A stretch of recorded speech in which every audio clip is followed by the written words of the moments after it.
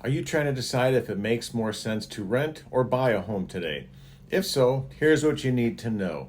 Renting and owning are fundamentally different in so many ways, and owning a home has the power to change your life. Take a look at this. The net worth of a homeowner is significantly greater than a renter. On average, a homeowner's net worth is about $300,000. On the other hand, a renter's net worth is about $8,000. Let that sink in for a moment.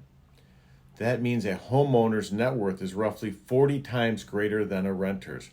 Now, why is that? One reason is when you rent, your monthly payment goes towards your housing costs but doesn't have any long-term benefits.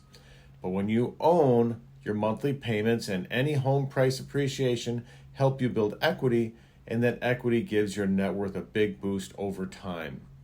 I know mortgage rates feel high today, but it may still make sense to buy a home when you consider the long-term benefits of investing back in yourself. Let's connect to go over the real impact of home ownership.